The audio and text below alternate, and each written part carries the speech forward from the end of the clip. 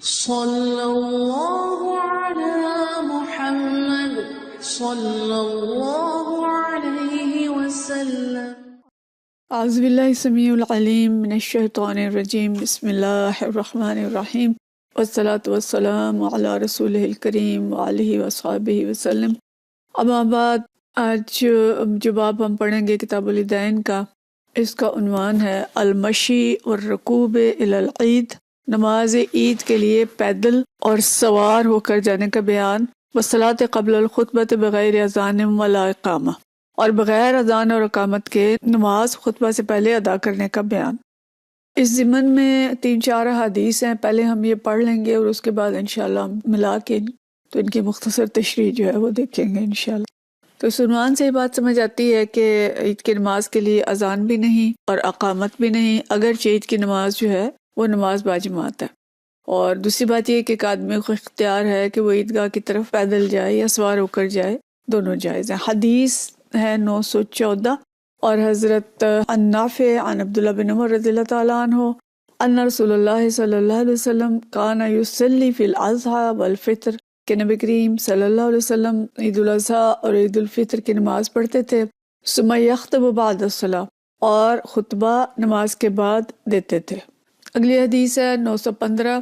اور ان ابن جریج اخبرہم قال اخبرنی عطاء عن جابر بن عبداللہ، عطاء بن ابی رباح جابر بن عبداللہ رضی اللہ تعالیٰ عنہ سے بیان کرتے ہیں، قال سمعتہ یقول، کہتے ہیں میں نے ان کو یہ کہتے ہوئے سنا، ان النبی صلی اللہ علیہ وسلم خرج یوم الفطر، کہ نبی کریم صلی اللہ علیہ وسلم عید الفطر کے دن نکلے، فودع بالصلاۃ قبل الخطبہ، تو آپ نے نماز سے ابتدا کی اور اس کے بعد خطبہ دیا، یعنی خطبہ سے پہلے نماز پڑھی۔ اگلی حدیث ہے 916، اور یہ حضرت عطاء بن ابی رباح رحمۃ اللہ علیہ سے ہے۔ وہ فرماتے ہیں ان ابن عباس ارسل الی ابن زبیر، کہ حضرت عبداللہ بن عباس رضی اللہ تعالیٰ عنہ نے حضرت عبداللہ بن زبیر کی طرف پیغام بھیجا، فی اول ما بویع لہ، کہ جب ان کی ابتدا میں ہی ابھی بیعت ہو رہی تھی، تو بیعت کے شروع میں ہی انہوں نے ان کو پیغام بھیجا، انہ لم یکن یؤذن بالصلاۃ یوم الفطر،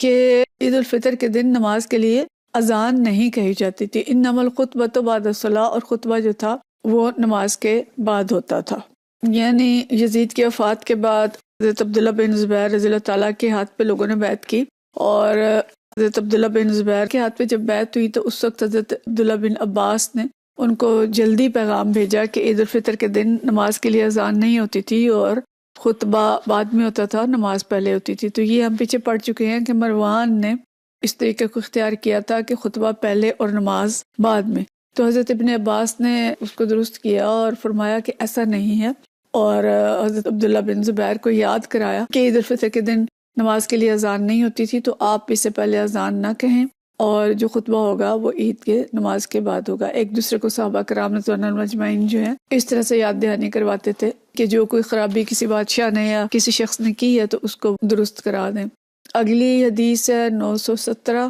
یہ بھی حضرت عطاء بن ابی رباح سے ہے، وہ فرماتے ہیں عن ابن عباس، کہ حضرت عبداللہ بن عباس وعن جابر بن عبداللہ، اور جابر بن عبداللہ رضی اللہ تعالیٰ عنہ سے روایت ہے، قال، ان دونوں نے فرمایا، لم یکن یؤذن یوم الفطر ولا یوم الاضحیٰ، کہ عید الفطر اور عید الاضحیٰ کے دن اذان نہیں ہوتی تھی۔ تو یہ ساری حدیث ہم نے پڑھی، اور ان حدیث میں جو خاص بات ہے وہ یہی ہے کہ عید کی نماز تو باجماعت ہوتی ہے، لیکن باجماعت نماز کے باوجود اذان اور اقامت نہیں ہے۔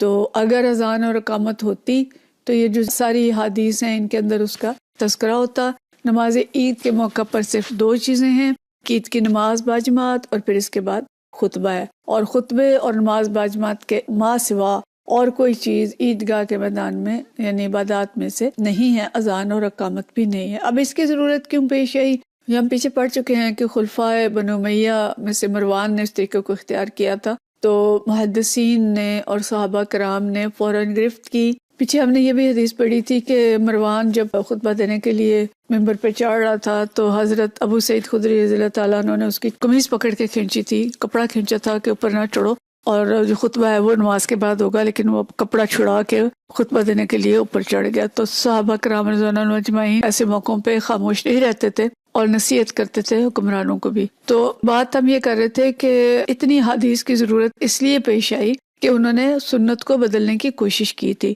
تو اس لیے جتنے صحابہ جو ایسے مواقع پہ تھے ان سب نے یہ حدیث بیان کی کہ جو خطبہ ہے وہ نماز کے بعد ہوگا اور اذان نہیں ہوگی اور اقامت اس کے لیے نہیں ہوگی، تاکہ سنت جو ہے وہ قائم رہے. تو سنتوں کو قائم رکھنے کے لیے ہم سب کو امر بالمعروف اور نہی عن المنکر کا فریضہ بھی ادا کرنا چاہیے. لیکن صحابہ کرام رضوان اللہ مجمعین نے اس ضمن میں بہت محنت کی اور محدثین اکرام نے اس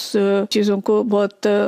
بیان کیا، اچھے طریقے سے کیا اور بار بار کیا. اگلی حدیث ہے 918 اور اسی موضوع پہ یہ بھی ہے، اور یہ بھی حضرت جابر بن عبداللہ رضی اللہ تعالیٰ عنہ سے ہے. وان جابر بن عبداللہ، جابر بن عبداللہ فرماتے ہیں قال سمعته یقول کہ میں نے انہیں یہ کہتے ہوئے سنا ان النبی صلی اللہ علیہ وسلم قام فبدأ بالصلاۃ، آپ صلی اللہ علیہ وسلم کھڑے ہوئے اور نماز سے آغاز کیا، ثم خطب الناس بعد، اور لوگوں کو اس کے بعد خطبہ دیا. فلما فرغ النبی صلی اللہ علیہ وسلم نزل، پھر جب نبی صلی اللہ علیہ وسلم نماز سے فارغ ہوئے تو اترے، دوسری طرف گئے. فأتى النساء فذكرهن، تو عورتوں کی طرف گئے اور انہیں نصیحت کی. وهو يتوقع على يد البلال، اور آپ صلی اللہ علیہ وسلم حضرت بلال کے ہاتھ پہ ٹیک لگائے ہوئے تھے، یعنی ہاتھ پکڑا ہوا تھا حضرت بلال کا. وبلال باسط ثوبه، اور حضرت بلال نے کپڑا پھیلایا ہوا تھا. یلقی فیہ النساء صدقہ، اور عورتیں اس کے اندر صدقات ڈال رہی تھیں. قلت لعطا، اور ابن جریج کہتے ہیں کہ میں نے عطا سے پوچھا اترا حقا علی الامام الآن ان یأتی النساء فذکرہن، کہ کیا آج کل کے جو امام ہیں ان کے لیے بھی آپ ضروری سمجھتے ہیں کہ وہ عورتوں کے پاس جائیں، انہوں نے نصیحت کریں ہی نہ یفرغ ہو، جب وہ فارغ ہو جائیں. قال، انہوں نے جواب دیا ان ذالک لحق علیہم، کہ یہ یقیناً ان کے اوپر حق ہے. وما لہم الا یفعلوا، اور انہیں کیا ہو گیا ہے کہ وہ ایسا نہیں کرتے. تو یہاں پہ تھوڑا سا اضافہ ہے. ایک بات تو وہی ہے کہ نماز پہلے اور خطبہ بعد میں، اور دوسری بات یہ کہ نبی کریم صلی اللہ علیہ وسلم مردوں کو خطبہ دے کے جب فارغ ہوئے تو پھر عورتوں کی طرف گئے، ان کو الگ سے خطبہ دیا اور ان کو صدقے کی تلقین کی. اور حضرت بلال جو ہیں وہ اپنی چادر پھیلائے ہوئے تھے، ہم تفصیلی حدیث پیچھے پڑھ چکے ہیں، اور خواتین اس میں صدقات ڈال رہی تھیں. تو عورتوں کو الگ خطبہ دینا، کیونکہ عورتیں وہاں اس وقت جو ہے یہ لاؤڈ سپیکر تو نہیں ہوتے تھے، اور عورتیں جماعت میں پیچھے ہوتی تھیں تو دور تک آواز نہیں جاتی تھی. عید میں نمازی ظاہر زیادہ ہوتے تھے، ایک ہی جگہ پہ نماز ہو رہی ہوتی تھی پورے شہر میں، تو اس لیے آپ صلی اللہ علیہ وسلم عورتوں کی طرف الگ گئے اور وہاں جا کے آپ نے عورتوں کو الگ سے نصیحت کی. اور کچھ مسائل ظاہر عورتوں کے ایسے ہوتے ہیں کہ جنہیں الگ سے بھی ضرورت ہوتی ہے کہ ان مسائل کو دیکھا جائے اور ان کو بیان کیا جائے. تو آپ نے خواتین کو صدقے کی تلقین کی اور خواتین نے صدقہ دیا. تو بات موضوع اس میں یہ بھی ہے کہ آج کے دور میں بھی خواتین کو الگ تعلیم اور نصیحت دی جانی چاہیے. عورتوں کی تعلیم ضروری ہے، عورت نسلوں کی معمار ہے، اور جیسی تعلیم عورت کو دیں گے ویسی نسلیں پروان چڑھیں گی انشاءاللہ. اور اگر عورت کے لیے تعلیم کا کوئی بندوبست نہیں ہے، یا وہ وہی مردوں والی تعلیم حاصل کر رہی ہے، بس آج کل جو زور ہے جیسے سب کے ایک ہی سبجیکٹ ہیں کہ انجینئرنگ پڑھ رہے ہیں جی، بیولوجی زوالوجی پڑھ رہے ہیں، اور ایسے ایسے سبجیکٹ ہیں جو جن میں ہر فیلڈ میں ہر میدان میں عورتوں کا جانا ضروری نہیں ہے. کچھ میدان عورتوں کے، کچھ میدان مردوں کے ہوتے ہیں. تو اس بات کی ضرورت ہے کہ امام اور حکمران ان کے لیے ضروری ہے کہ خواتین کے لیے کچھ الگ تعلیم کا بندوبست بھی کریں جو ان کی ضرورت کے مطابق ہو، جو موضوعات خواتین کے ہیں، جو نسلوں کی تعمیر کے موضوعات ہیں، یا اور دیگر جو خواتین سے متعلقہ ہیں،